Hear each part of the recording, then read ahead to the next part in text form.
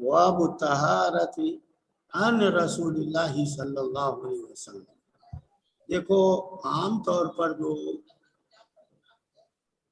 मुअल्लिफीन हैं, मुसन्निफीन हैं, शुरू से पढ़ते आए होंगे किताबुत तहारा, किताबुस सलात, किताबुस ज़कात, यहाँ भी पढ़ेंगे बुखारी शरीफ में भी किताबुल ईमान, किताबुल वज़ू, किताबुल फला फला करते हुए जाएंगे किताबुत तहारा का किताब लिखते हैं।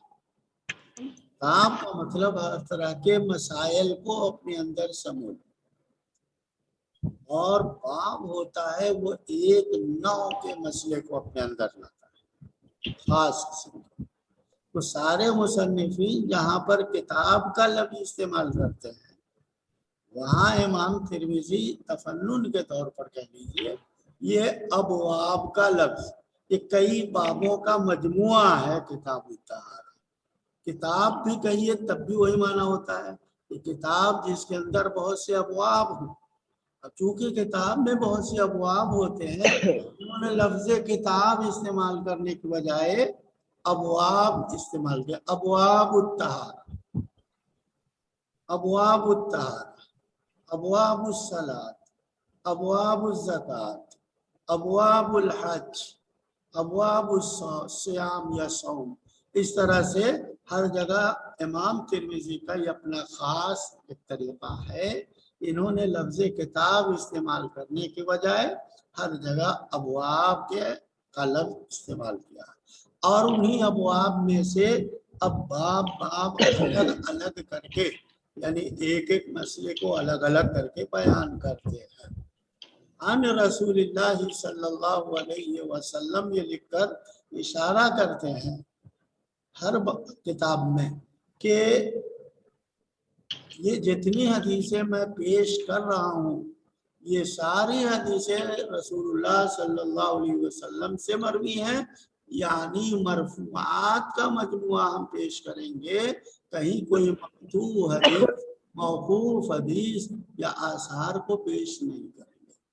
तो अन रसूलिल्लाह से इशारा होता है कि मरफू हदीसें होंगी, सारी हदीसों की सनद रसूलुल्लाह सल्लल्लाहु अलैहि वसल्लम तक पहुँचेगी, सारी हदीसों की सनद वहां तक जाकर पहुँच जाएगी। मरफूआत जिनको कहते हैं मरफू हदीसें होंगी। अबवाबु तहारती अन रसूलिल्लाहि सल्लल्लाहु अलैहि वसल्लम।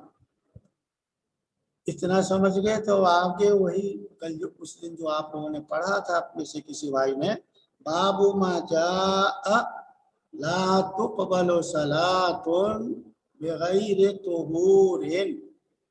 अबवाब में से पहला बाब गोया या किताबुत तहारत का कह लीजिए पहला बाब है ला तुक़बलु सलातुन बिग़ैरि तुहूरिन।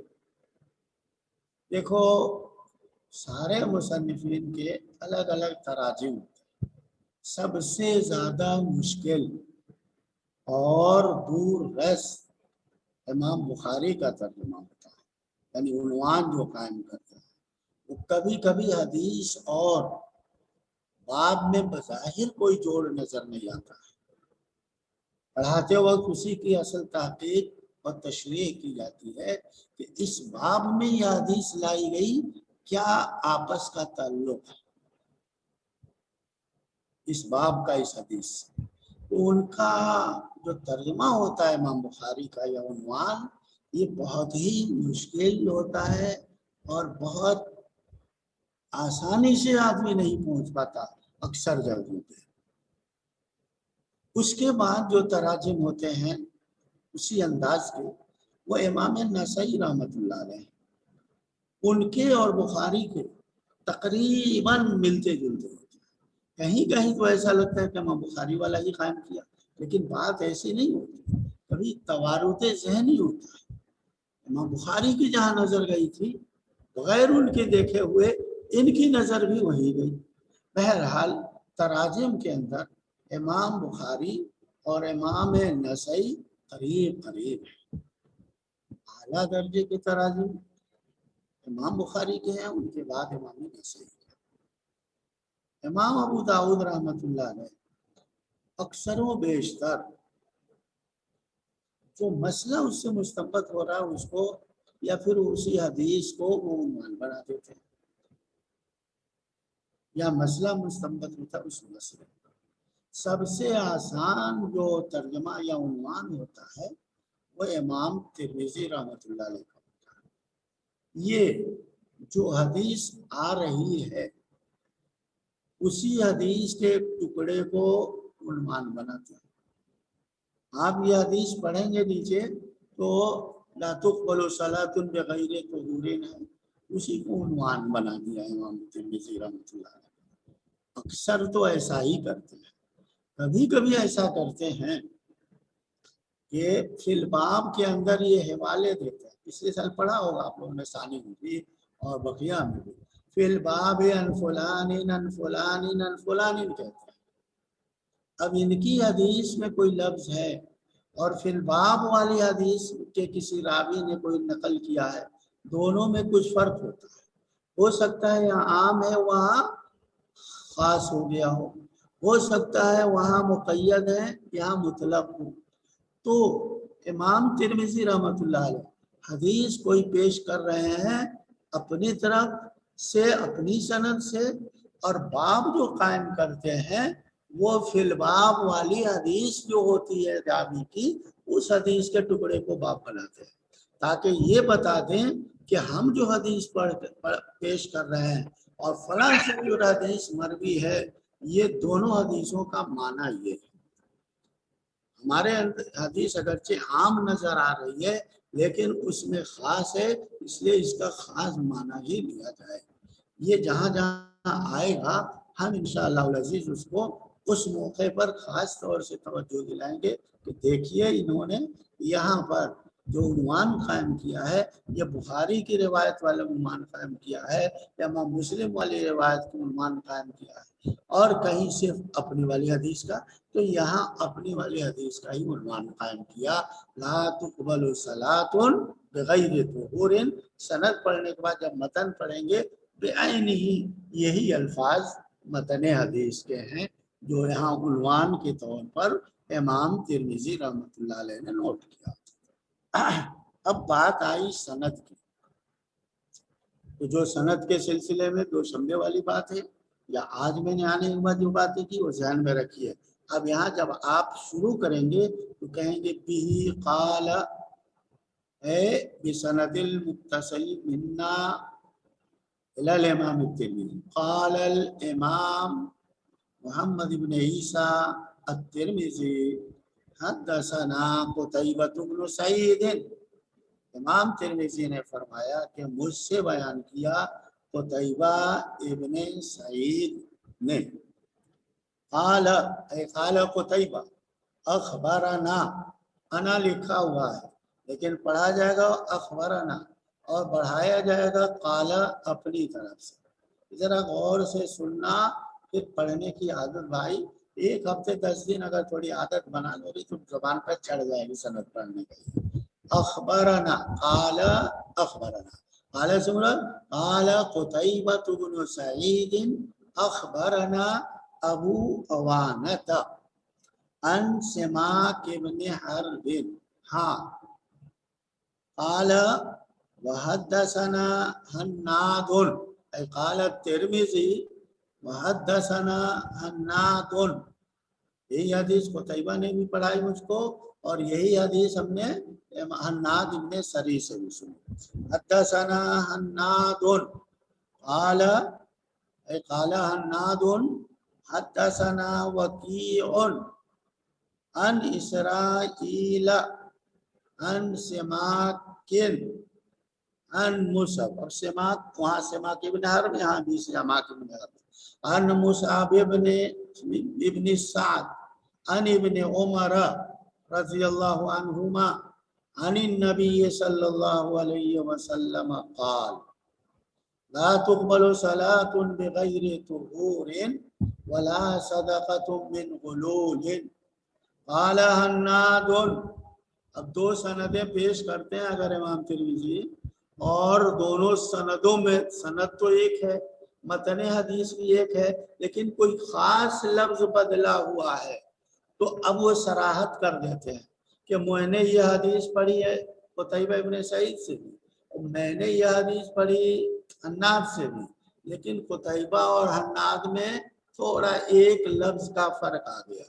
قتیبہ نے کہا لا تقبل صلاۃ بغیر طہور، اور حناد نے جو روایت بتائی اس میں ہے لا تقبل صلاۃ الا بطہور، بغیر کا لفظ کے بجائے الا کا لفظ ہے قتیبہ حناد والی روایت میں، اور بغیر طہور کا لفظ ہے قتیبہ والی میں۔ تو ان دونوں کے فرق کو بھی امام ترمذی نے واضح کر دیا کہ دو استاد ہیں، ایک استاد نے بغیر طہور کہا، دوسرے استاد نے الا بطہور کہا۔ قال حناد فی حدیث الا بطہور، اب پھر پیچھے پلٹ کر اب تم دیکھو گے ایک بات یہ یاد رکھو، امام یعنی محدثین کے نزدیک سند کے عالی اور سافل ہونے کا بھی بڑی قیمت ہوتی ہے، بڑا اہم مقام ہوتا ہے کہ سند عالی ہے یا سافل۔ مثلا ایک آدمی ہے جو 3 واسطوں سے پہنچ رہا ہے، اور ایک آدمی ہے جو 2 واسطوں سے وہاں پہنچ رہا ہے، تو 2 واسطے والے کو کہا جائے گا یہ اونچا ہو گیا، اور 3 واسطے والا ایک درجہ نیچے ہو گیا۔ مثلا باپ ہے، بیٹا ہے، پوتا ہے، پڑپوتا ہے، تو پڑپوتا جو ہے وہ اپنے باپ اور وہ اپنے باپ کے واسطے سے دادا تک پہنچ رہا ہے، اور پوتا ہے وہ صرف واسطے سے ایک واسطے سے دادا تک پہنچ رہا ہے، تو اب پڑپوتے کے مقابلے میں پوتے کا مقام اونچا ہے۔ اسی طرح سے سندوں کے اندر ہوتا ہے، 2 واسطوں سے جو ہو جائے وہ اعلیٰ مانی جاتی ہے، 3 سے ہو تو سافل، عالی اور سافل کی اصطلاح ہے۔ امام بخاری وغیرہ کے زمانے میں یہ بڑی اہمیت کے حامل تھی اس سندوں کے، لہذا پوری بخاری کے اندر 22 حدیثیں ہیں جو ثلاثیات بخاری کہلاتی ہیں۔ ثلاثیات کا مطلب امام بخاری اگرچہ تیسری صدی کے ہیں، 194 کے بعد 200 پورا ہوا اور دوسری صدی ختم ہو گئی، تیسری صدی شروع ہو گئی، تیسری صدی کے ہیں، لیکن صرف 3 واسطوں سے رسول اللہ صلی اللہ علیہ وسلم تک پہنچتے ہیں، بیچ میں 3 ہی کڑیاں ہیں۔ ایسی حدیثوں کی تعداد بخاری شریف کے اندر صرف 22 ہے، لہذا ان کی بڑی اہمیت مانی جاتی ہے۔ اور دیکھیے گا جب بخاری شریف پڑھیں گے تو حاشیے میں ثلاثیات بخاری لکھا جاتا ہے، اتنا اہم ان کو مانا جاتا ہے کہ امام بخاری 3 واسطے سے رسول اللہ صلی اللہ علیہ وسلم تک پہنچ جاتے ہیں، ثلاثیات بخاری۔ تو اسی طرح سے ہر امام کے ہاں اس کے ایک حیثیت ہوتی ہے سند عالی کی، اس کے مقابلے میں 2 نمبر پر ہو جاتی سند صافی۔ اب امام ترمذی کا دیکھیے، ایک سند اس میں عالی اور ایک سند صافی، 2 استادوں سے پڑھا، لیکن دیکھیے آپ کتاب میں دیکھیے گا تو زیادہ بہتر ہوگا، میری طرف دیکھ کر اتنا نہیں سمجھ میں آئے گا۔ قال حدثنا قتيبة بن سعيد قال اخبرنا ابو عوانہ عن سماک۔ سماک تک پہنچنے میں امام ترمذی اور سماک کے درمیان آپ دیکھیں گے تو قتیبہ ابن سعید اور ابو عوانہ 2 واسطے ہیں۔ قتیبہ گویا ابو عوانہ کے واسطے سے سماک تک پہنچ رہے ہیں۔ تحویل کے بعد جو سند آ رہی ہے اس میں آپ دیکھیے حدثنا حناد قال حدثنا وکیع قال عن اسرائیل عن سماک۔ امام ترمذی کو 3 واسطے تک اسرائیل تک پہنچ رہے ہیں، حناد، وکیع، اسرائیل۔ پہلے میں قتیبہ اور ابو عوانہ کے بعد سماک ہو جا رہے تھے، तीसरे नंबर पर, यहाँ चौथे नंबर पर समाक हो रहे हैं। मैंने ये बात अभी आपके सामने अर्ज की कि कुतैबा, इमाम तिरमिजी कुतैबा के वास्ते से पहुंच रहे हैं सिमाक तक, तो बीच में 2 आ रहे हैं, और हन्नाद के वास्ते से पहुंच रहे हैं सिमाक तक, तो दरमियान में 3 आ रहे हैं। तो 2 वाली जो सनद है वो आली कहलाती है, और तीसरी वाली जो सनद है वो साफिल कहलाती है। तो पहली वाली सनद इसमें ज्यादा ताकतवर कुतैबा वाली मानी जाएगी, आली सनद। और जहाँ कहीं भी इमाम तिरमिजी रहमतुल्लाह अलैह सनद आली हो तो उसी को इमाम तिरमिजी पहले लाते हैं, और साफिल वाले को हा के बाद लाते हैं। मेरे अल्फाज को भी थोड़ा गौर कीजिएगा, हमेशा ऐसा नहीं करते, आम तौर पर करते हैं। उमूमन कभी कभी ऐसा भी हो सकता है कि साफिल ही का पहले तज़किरा करें, लेकिन बिला वजह ऐसा नहीं करते। अगर कोई खास माने ना हो तो सनद आली को ही पहले लाते हैं और सनद साफिल को बाद में लाते हैं। कोई माने हो, यानी 1-2 वास्ते से पहुंच रहे हैं या 3 वास्ते से, और कहीं 4 वास्ते से पहुंच रहे हैं। 4 वास्ते वाली सनद तहदीस और इखबार के साथ है, और 3 वास्ते वाली अनाना के साथ है, तो तहदीस और इखबार की सराहत वाले का दर्जा ऊंचा होता है। इसलिए साफिल होने के बावजूद भी उसको पहले नंबर पर रख देते हैं कि अगरचे वास्ते ज्यादा हो रहे हैं, लेकिन अल्फाज जो हैं इसके तहदीस या इखबार या इम्बा के जो अल्फाज हैं ये सराहत के साथ है, लिहाजा हम नीचे जाने के बावजूद भी ताकतवर और पावरफुल यही है। कभी कभी ऐसा करते हैं, ज्यादातर पहला वाला नंबर बताया, उमूमन आली को पहले और साफिल को बाद में बयान करते हैं। तो अब मेरा अपना अंदाजा ये है कि यकीनन आप लोगों ने सनद पढ़ने का अंदाज किसी हद तक सीखा और समझ लिया होगा। अब इस पे मश्क अगर आप करेंगे इंशाअल्लाह अज़ीज़ तो आपका ज़्यादा भला होगा। अल्लाह ताला आपको तौफीक दे। जो लोग भी चाहें जरा कोशिश करें इस बात की कि थोड़ा 15 मिनट 20 मिनट आधे घंटे लगाएं, और मुख्तलिफ किताबों की हर एक किताब के अंदर सनद को परफेक्ट पढ़ने की आदत साफ साफ और जल्दी नहीं साहब ना, फिर रेल की तरफ इस तरह से पढ़ते हैं, ये बिल्कुल मजमूम तरीका है। साफ भी होना चाहिए और उसमें तेजी भी होनी चाहिए, दोनों चीज ला करके आदत डालिए अपनी जबान पर इन सनदों को चढ़ाने की। और तो अब भी काला हदसन, एक बार और सुनो फिर हम पढ़ रहे हैं। भी काला हदसना कुतैबतु बिन सईद قال अखबरना अबू अवानत अन सिमाक बिन हर्ब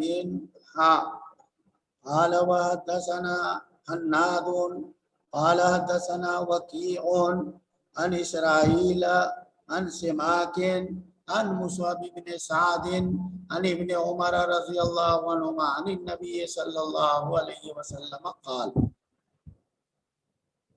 अब आइए जरा फिर पीछे। कुतैबा इब्न सईद ये खुरासान के, इनका लक़ब ही पड़ गया था मुहद्दिसे खुरासान, आला दर्जे के मुहद्दिस खुरासान में अपने हमासरों में सबसे नुमाया थे। बिल इत्तिफाक सिका रावी हैं जो इमाम तिरमिज़ी की उस्ताद। अबू अवाना इनका नाम वज़ा है, इनके वालिद का नाम अब्दुल्ला है, कबीले बनी यशकुर से ये ताल्लुक़ रखते हैं, और ये भी वो क्या कहते हैं सिका रावी हैं। इनके बहुत ही ज़्यादा मनाक़िब और फ़ज़ाइल और बहुत ही हैं, बहुत ही ज़बरदस्त मुत्तबे सुन्नत रहे। अबू अवाना सिमाक इब्न हर्ब भी सिका रावी हैं। हन्नाद इब्न सरी, इनको राहिबुल कूफा कहा जाता है। एक तरफ मुहद्दिसे जलील थे, दूसरी तरफ अमली एतबार से खुदा रसीदा थे। जिंदगी भर इन्होंने शादी नहीं की, दुनिया से कोई ताल्लुक नहीं रखा, सिर्फ पढ़ने पढ़ाने सीखने सिखाने और अल्लाह को राजी करने में अपनी पूरी जिंदगी लगा दी इन्होंने। हन्नाद इब्न सरी ये भी बिल इत्तिफाक सिका रावी हैं। उनके वो उस्ताद हैं वकी इब्ने जर्राह। ये जो वकी इब्ने जर्राह हैं ये इमाम अबू हनीफा रहमतुल्लाह अलैह के शागिर्द रशीद हैं। बिल्कुल उनकी मुलाजमत ये नौकरी वाला नहीं, साथ लगे रहना साए की तरह। उस जमाने में असातिज़ा का और शागिर्दों का बड़ा ताल्लुक होता था और शागिर्द हर वक्त चाहता था कि वो उस्ताद मेरी नजरों के सामने। उस्ताद का उठना बैठना चलना फिरना बोलना हर चीज की नकल उस जमाने में तलबा किया करते थे। और उस्ताद भी याद रखना मेयारी उस्ताद होते थे जिनको तलबा अपना मेयार बना लेते थे, उसके नमूने में और उसके उसमें में ढलने की कोशिश करते थे। शरई एतबार से हर चीज उस्ताद के नुमाया हो, चाल ढाल कलाम उठना बैठना खाना पीना सोना जागना। तो ये वकी इब्ने जर्राह जो थे ये इमाम अबू हनीफा रहमतुल्लाह अलैह के शागिर्द थे और उनके उलूम के गोया एक तरह से बड़ी ही जबरदस्त अमीन थे। यही वकी इब्ने जर्राह हैं जो सैयदना इमाम शाफी रहमतुल्लाह अलैह के उस्ताद जलील थे। अब इससे समझ लीजिएगा अइम्मा में कोई बोध नहीं रहा। इमाम अबू हनीफा के शागिर्द हैं वकी इब्ने जर्राह और इमाम शाफी के उस्ताद हैं और उस्ताद जलील यही वो वकी हैं जिनसे उन्होंने कहा था शकौतो या इला वकीइन सुआ हिफ्ज़ी फऔसानी इला तरकिल मासी, कि मैंने अपने उस्ताद वकी इब्ने जर्राह से एक मरतबा शिकायत की कि हजरत मुझे याद नहीं रहता, हाफिज़ा कमजोर है। उन्होंने कहा कि बेटे मासियत तर्क कर दो, अल्लाह की नाफरमानी न करना, तुम्हारा हाफिज़ा पुख्ता रहेगा मजबूत होगा। चुनांचे इमाम शाफी के हाफिज़ा का क्या पूछना बाद में चलकर। तो ये सूरत है। तो ये वकी इब्ने जर्राह, यही पे एक बात मैं आज अर्ज कर दूं, जो जब पढ़ेंगे आप किताबुल हज, पता नहीं वहां तक पहुंच पाए या नहीं, अल्लाह करे कि पहुंच जाए इस साल भी। किताबुल हज के अंदर इशारुल बुद्न का एक बाब कायम किया है इमाम तिर्मिज़ी, और वहां पर इमाम अबू हनीफा से वकी इब्ने जर्राह का इख्तिलाफ नकल किया है और उस एक इख्तिलाफ की बुनियाद पर लोगों ने कहा कि वकी इब्ने जर्राह मुज्तहिद मुतलक थे। हालांकि अहनाफ का दावा यह है कि ये वकी इब्ने जर्राह कान युफ्ती बिफतवा अबी हनीफा, इमाम अबू हनीफा के फतवे के ताबे थे, गोया ये हनफीयुल मसलक थे। लेकिन एक जगह इमाम अबू हनीफा से इन्होंने इशारुल बुद्न के अंदर इख्तिलाफ किया, तो इस बुनियाद पर लोगों ने इनको हनफियत से निकाल दिया।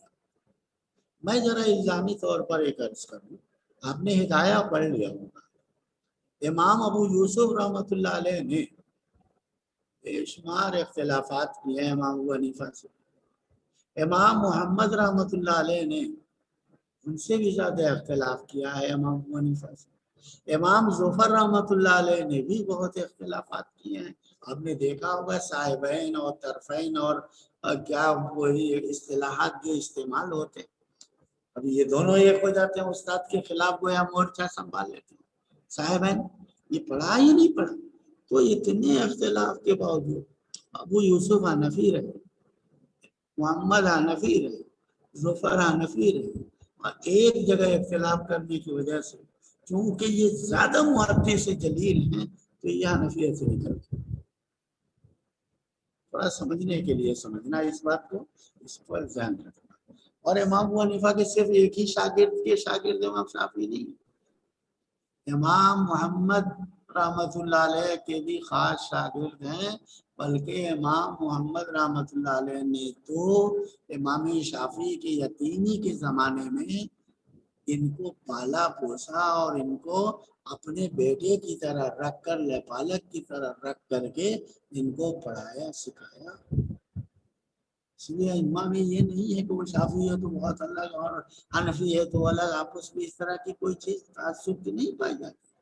اور حق یہ زبان پر لاتے تھے تو استاد سے بھی اگر مسئلے میں اختلاف ہے تو واضح کرتے تھے، اور استاد بھی اپنے شاگردی سے نکال باہر نہیں کرتا تھا۔ ہم لوگوں کا زمانہ کچھ عجیب سا ہو گیا ہے، اگر ایک اختلاف کر دیجئے تو نظر سے گر جائے گا۔ ایسی بات نہیں تھی اس زمانے میں، وہ لوگ چونکہ مخلص تھے، اللہ والے تھے، اپنے خلاف اگر کسی کا قول آ گیا، تحقیق آ گئی، تو اس کو بھی قدر کی نگاہ سے دیکھتے تھے۔ اگر سمجھ میں آیا اور اپنے اچھا دیکھا تو اس کو مان بھی لیتے تھے، چاہے اپنا شاگرد ہی کم۔ اور اگر دونوں کے دلائل، وہ اپنے دلیل کو مضبوط، وہ اپنے دلیل کو، دونوں اپنی اپنی جگہ پر قائم رہتے تھے، اپنے کو چھوڑ کر دلیل پختہ ہونے کے باوجود کسی دوسرے کے قائل نہیں ہوتے تھے۔ یہ اس زمانے کی خصوصیت تھی بھائیو۔ یہ قرن اول، قرن ثانی یا خیر القرون کے جو لوگ تھے، ثم الذین یلونہم ثم الذین یلونہم والی، ان کے اندر یہ خصوصیت پائی جاتی تھی۔ بعد میں دھیرے دھیرے دھیرے دھیرے اختلاف کو نزاع اور مخاصمت مان لیا گیا، اور اسے بات چیت مند، اس کے ساتھ اٹھنا بیٹھنا بند، اس کو نظر سے گرا دینا، حقارت کی نظر سے، یہ سب چیزیں اللہ معاف کرے ہمارے اندر بھی۔ اگر ہم پڑھا رہے ہیں کوئی غلطی بالفرض ہو جائے، کیونکہ ہوتی ہے ہر ایک سے غلطیاں، اور کسی تعلیم نے ٹوکا اور صحیح تحقیق پیش کی تو چاہیے کہ وہ استاد فوراً مان لے بھائی تمہاری بات صحیح ہے۔ اور اگر اپنے پاس اپنی تحقیق ہے اور اس پہ قائم ہے تو کہہ دے دیکھو تمہاری اپنی تحقیق ہے، وہ بھی ایک چیز ہے، لیکن میرے نزدیک ابھی راجے یہ کہ فلاں فلاں دلائل سے سمجھائے، دھوسا لوجی نہ کرے، وہاں پہ جبرن گلا نہ دبائے، اس کے آواز کو بند نہ کرے، زبان بندی کا طریقہ اختیار نہ کرے۔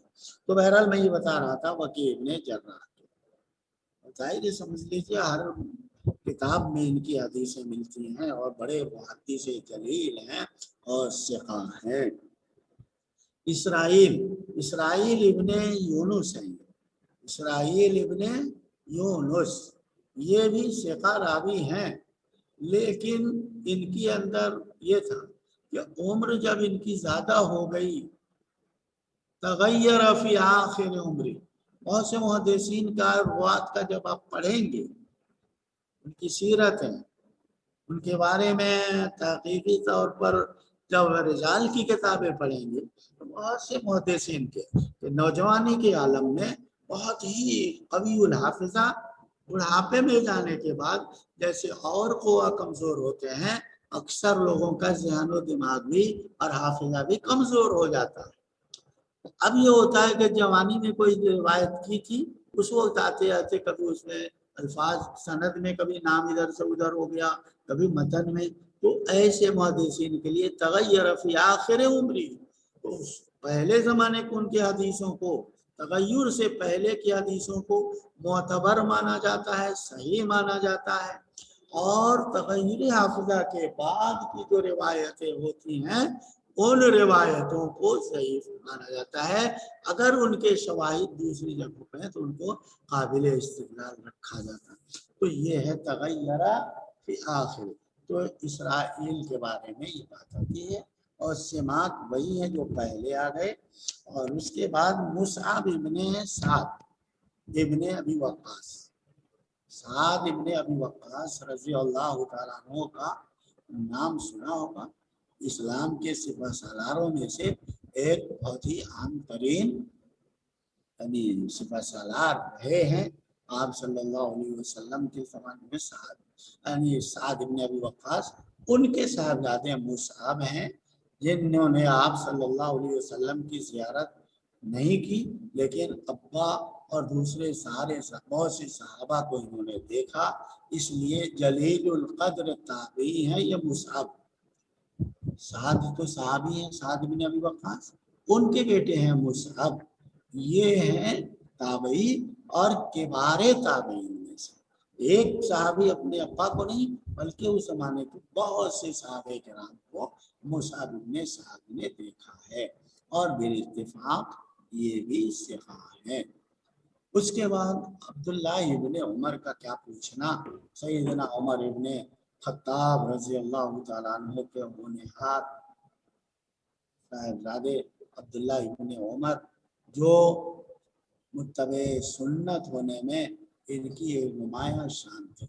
सहाबा सब जलीलुल कद्र और आला दर्जे के थे, लेकिन हर गुलेरा रंगो बुए दीगरे फूल बहुत होते हैं, अक्सर हर फूल का रंग भी अलग और उसकी खुशबू भी अलग अलग होती है। सहाबा का भी यही हाल था भाइयों, कि सबके अंदर सुन्नत की पैरवी, अल्लाह के रसूल सल्लल्लाहु अलैहि वसल्लम की इताअत का जज्बा सब कुछ था, लेकिन किसी के अंदर कोई पहलू ज्यादा नुमाया, किसी के अंदर कोई पहलू ज्यादा नुमाया।